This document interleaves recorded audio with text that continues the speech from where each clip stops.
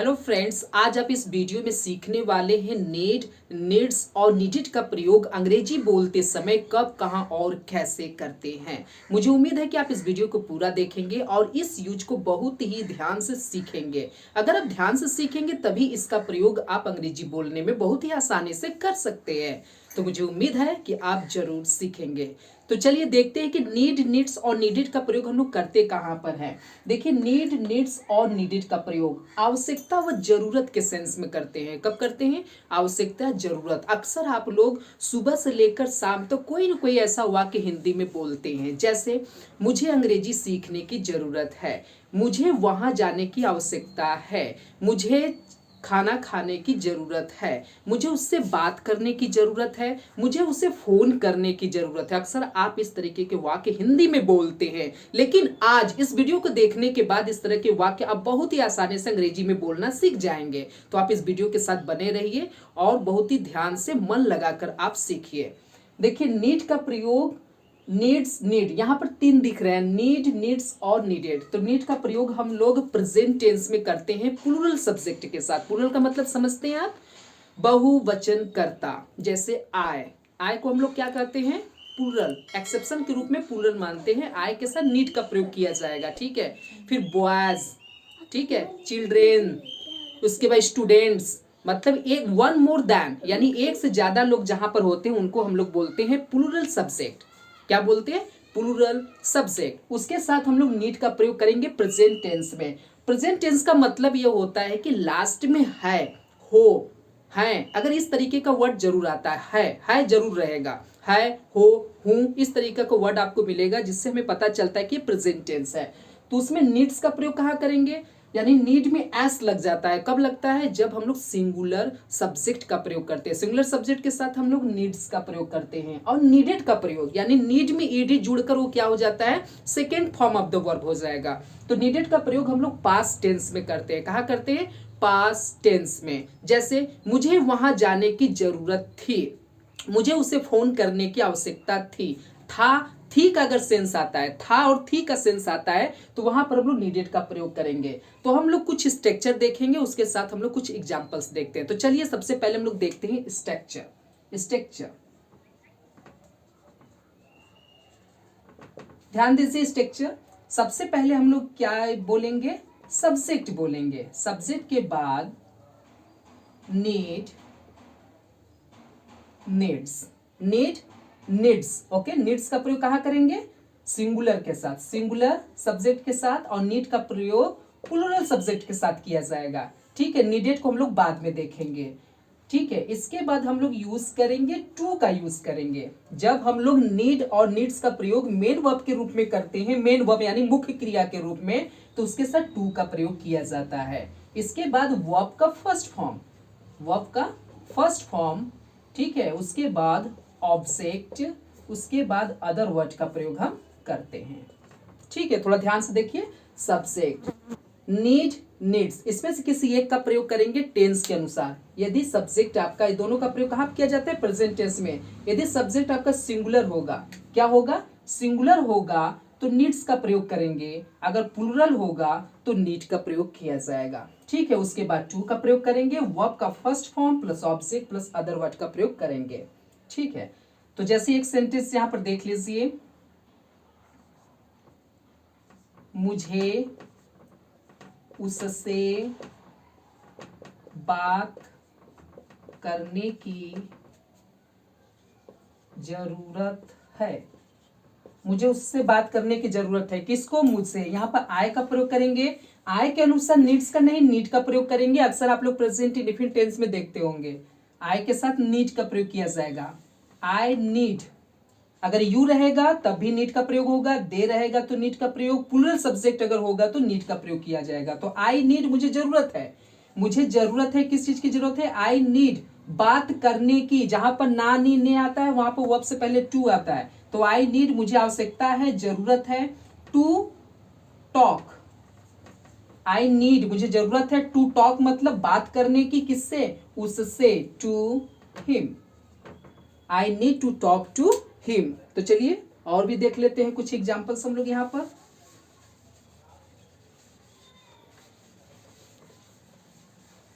कुछ एग्जांपल्स और देख लीजिए। उसे कॉलेज जाने की आवश्यकता है। उसे कॉलेज जाने की आवश्यकता है, किसको? उसे क्या हो जाएगा? ही होगा।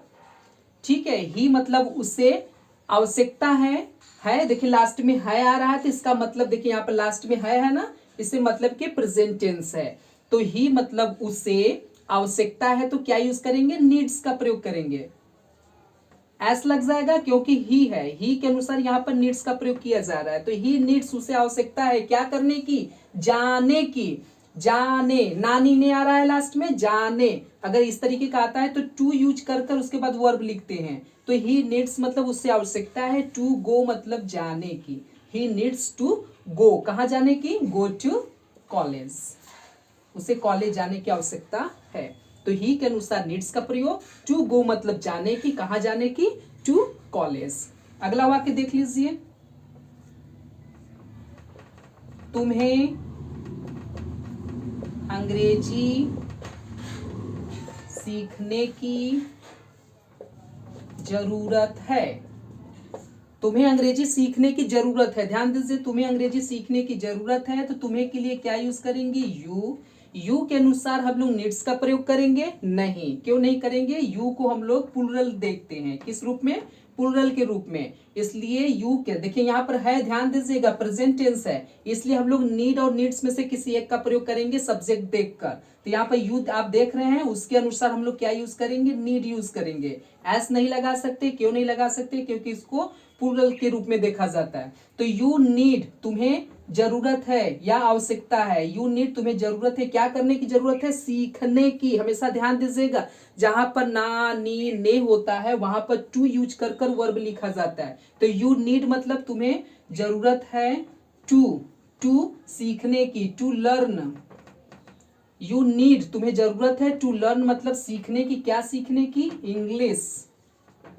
You need to learn English. मुझे उम्मीद है कि आपको समझ में आ गया होगा कि नीड और नीड्स का प्रयोग हम लोग कहां, कब और कैसे करते हैं। नीड्स का प्रयोग सिंगुलर सब्जेक्ट के साथ किया जाता है प्रेजेंट टेंस में, और नीड का प्रयोग प्लूरल के साथ करते हैं। हमेशा इस बात को आप ध्यान दीजिएगा।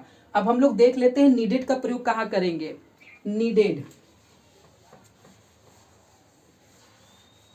ज्यादा कुछ नहीं, नीडेड का प्रयोग क्या होता है? पास्ट टेंस में होगा, लास्ट में था थी दिखेगा। जैसे देख लीजिए, चाहे सब्जेक्ट सिंगुलर हो चाहे प्लूरल, दोनों के साथ नीडेड का प्रयोग। और उसमें हमने बताया कि नीड और नीड्स का प्रयोग करेंगे प्रेजेंट टेंस में, सिंगुलर के साथ नीड्स का प्रयोग, प्लूरल के साथ नीड का और नीडेड का प्रयोग दोनों सब्जेक्ट के साथ आप कर सकते हैं पास्ट टेंस में। तुम्हें इस जॉब को करने की जरूरत थी। देखिए लास्ट में देखिए था थी आ रहा है ना, इसी से पता चलता है कि ये पास्ट टेंस है। तुम्हें इस जॉब को करने की जरूरत थी। तुम्हें, यू मतलब तुम्हें, नीडेड मतलब जरूरत थी। यू नीडेड मतलब तुम्हें जरूरत थी क्या करने की? करने की, टू डू मतलब करने की। यू नीडेड मतलब तुम्हें जरूरत थी, टू डू मतलब करने की, क्या करने की? यह इस जॉब को। तो you needed to do this job. You needed to do this job. है ना आसान? बिल्कुल आसान है, बस आप में सीखने की इच्छा होनी चाहिए। अगर इच्छा है सीखने की तो कोई भी चीज मुश्किल नहीं है, सब कुछ आसान है। तो चलिए अगला वाक्य देख लेते हैं, ध्यान दीजिए। उसे गांव जाने की आवश्यकता थी। उसे गांव जाने की आवश्यकता थी। लास्ट में थी आ रहा है कि नहीं? पहले वाले भी सेंटेंस में थी, इसमें भी थी। तो था थी जहां पर होता है उसको हम लोग पास्ट टेंस बोलते हैं। तो उसे का क्या हो जाएगा? ही होगा। उसे आवश्यकता थी, तो कुछ बहुत ज्यादा दिक्कत नहीं है। तो ही नीडेड ना, बहुत मुश्किल नहीं है। ही नीडेड मतलब उसको आवश्यकता थी। ही नीडेड, उसको आवश्यकता थी क्या करने की? जाने की। To go, he needed to go, कहां जाने की? To village. He needed to go to village, उसे गांव जाने की आवश्यकता थी। ध्यान दीजिए बिल्कुल अच्छे से। है ना, बिल्कुल आसान। तो नीडेड का प्रयोग कहाँ करेंगे, पास्ट टेंस में करेंगे, ध्यान दीजिएगा पास्ट टेंस में। अब तक हम लोगों ने सीखा कि नीड और नीड्स और नीडेड का प्रयोग कहाँ करते हैं, मेन वर्ब के रूप में। जब मेन वर्ब के रूप में होता है तो वर्ब से पहले टू यानी नीड के बाद टू का प्रयोग करते हैं। इसका प्रयोग हम लोग हेल्पिंग वर्ब के रूप में भी कर सकते हैं। किस रूप में, हेल्पिंग वर्ब, हेल्पिंग वर्ब के रूप में। नीड और नीडेड का प्रयोग हेल्पिंग वर्ब के रूप में। स्ट्रक्चर देख लीजिए किस तरीके से किया जाएगा। स्ट्रक्चर पे ध्यान दीजिए, स्ट्रक्चर पे सबसे पहले सब्जेक्ट, उसके बाद नीड, उसके बाद नॉट। जब हम नीड का प्रयोग हेल्पिंग वर्ब के रूप में करते मतलब सहायक क्रिया के रूप में, तो नीड के बाद नॉट जरूर दिखेगा, ठीक है। Subject plus need plus not, इसमें टू का प्रयोग नहीं करेंगे। वर्ब का first form plus object plus other word, ध्यान दीजिए। जब नीड का प्रयोग हेल्पिंग वर्ब के रूप में करते हैं तो नीड के बाद टू का प्रयोग न करके हम लोग नॉट का प्रयोग करते हैं, ठीक है। तो यहाँ पर आप देख सकते हैं सब्जेक्ट नीड। आप यहाँ पर नीडेड, पास्ट टेंस में नीडेड का प्रयोग करिएगा, नीड का नहीं। नीड तो प्रेजेंट में कर देंगे नॉट के साथ, और पास्ट होगा था थी का सेंस होगा तो नीडेड नॉट यूज किया जाएगा। थोड़ा ध्यान दीजिएगा आप लोग। तो चलिए एक एग्जांपल देख लेते हैं। फर्स्ट जैसे देख लीजिए, उसे यहाँ रुकने की, उसे यहाँ रुकने की आवश्यकता नहीं थी। ध्यान दीजिए, देखिए उसे यहाँ रुकने की आवश्यकता नहीं थी, ये पास्ट टेंस में है। अगर उसे यहाँ रुकने की आवश्यकता नहीं है, अगर है होता तो प्रेजेंट में हो जाता। तो दोनों हम लोग देख लेते हैं। उसे यहाँ रुकने की आवश्यकता नहीं थी, किसे, उसे। तो ही नीडेड, ही नीडेड मतलब उसे आवश्यकता नहीं, आवश्यक थी, था थी के लिए। ही नीडेड नॉट, उसे आवश्यकता नहीं थी। ही नीडेड नॉट, क्या करने की, रुकने की। He needed not stay, he needed not. Need not का प्रयोग क्या है, हेल्पिंग वर्ब के रूप में किया गया है। ही नीडेड नॉट, उसे आवश्यकता नहीं थी। स्टे मतलब रुकने की, यहाँ का हियर, उसे यहाँ रुकने की आवश्यकता नहीं थी, ठीक है। और ध्यान दीजिए आप बिल्कुल ध्यान से। अब यहाँ पर थी था, यहाँ पर थी को हटाकर हमने क्या लिख दिए, है। अब ये हो गया प्रेजेंट टेंस में। अब हम नीडेड का प्रयोग नहीं करेंगे, नीड का प्रयोग करेंगे। तो ध्यान दीजिए, ही नीड नॉट। ये मत सोचिएगा ही लगा हुआ है तो यस लगेगा, एस नहीं लगेगा। यहाँ पर नीड्स नहीं लिखा जाए, क्यों नहीं लिखा जाएगा, इसका प्रयोग हम लोग हेल्पिंग वर्ब के रूप में कर रहे हैं। He need not, he need not, उसे आवश्यकता नहीं है। ही नीड नॉट यहाँ रुकने की, he need not stay here, he need not stay here. है ना आसान, बिल्कुल आसान है, ध्यान दीजिए।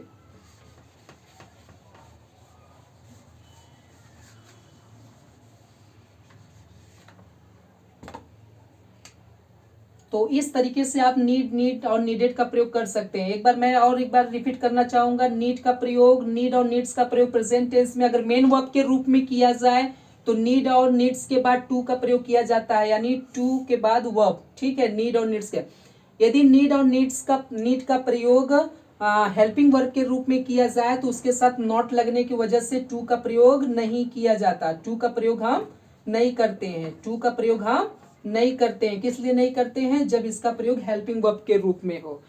इसका इंट्रोगेटिव भी होता है, इंट्रोगेटिव सेंटेंस।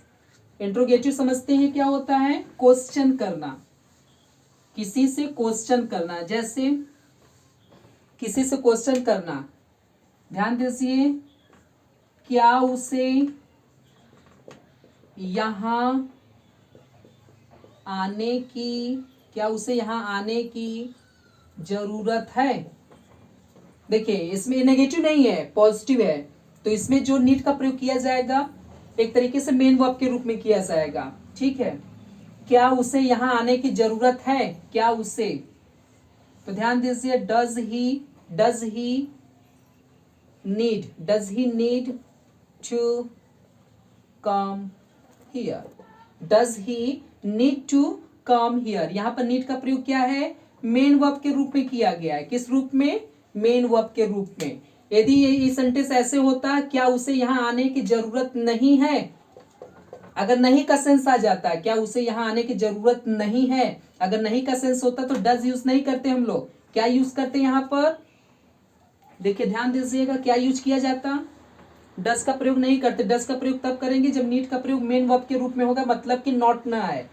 तो इसमें क्या उसे यहाँ आने की जरूरत नहीं है, अगर नहीं आ गया तो डायरेक्ट आप नीड को सबसे पहले कर दीजिए, सब्जेक्ट से पहले। नीड, नीड ही, क्या उसे, need he not, need he not come here, need he not come here, क्या उसे यहाँ आने की जरूरत नहीं है। यहाँ पर नीड क्या है, हेल्पिंग वर्ब के रूप में यूज किया गया है, हेल्पिंग वर्ब के रूप में यूज करने की वजह से डज की जगह पर आया है। अगर इसी का प्रयोग मेन वर्ब के रूप में करते हैं तो ठीक है, तो डज यूज करके नीड का प्रयोग करते हैं। इसी तरीके से नीडेड के साथ भी है, नीडेड यदि पास्ट टेंस होगा तो पास्ट टेंस अगर था थी हो जाए, यहाँ पर जहां पर है अगर वहां पर था थी का प्रयोग दिख रहा है तो डज की जगह पर क्या कर देंगे आप, डीड का प्रयोग कर देंगे। मेन वर्ब में ध्यान दीजिएगा, मेन वर्ब में did he need, did he need to come here, क्या उसे यहाँ आने की जरूरत नहीं थी, मतलब थी, क्या उसे यहाँ आने की जरूरत थी, did he need to come here. Negative में क्या उसे यहाँ आने की जरूरत नहीं थी, क्या उसे यहाँ आने की जरूरत नहीं थी, अगर थी आ जाएगा तो यहाँ पर आप यूज करेंगे नीडेड, क्या यूज करेंगे, needed, needed he not come here, ED लगा देंगे इसमें, पास्ट टेंस में होगा तो। इस तरीके से आपका WH वर्ड टाइप्स भी क्वेश्चन होते हैं। WH वर्ड समझते हैं, कहाँ, कब, क्यों और कैसे वाले शब्द, कहाँ, कब, क्यों और कैसे वाले शब्द जो होते हैं वो आपके WH वर्ड होते हैं। जैसे देखिए उसे यहाँ आने की जरूरत क्यों है, उसे यहाँ आने की जरूरत क्यों है, देखिए क्यों आ गया ना, ये WH वर्ड है, सबसे पहले इसकी अंग्रेजी बोली जाती है वाई, उसे यहाँ आने की जरूरत क्यों है, तो वाई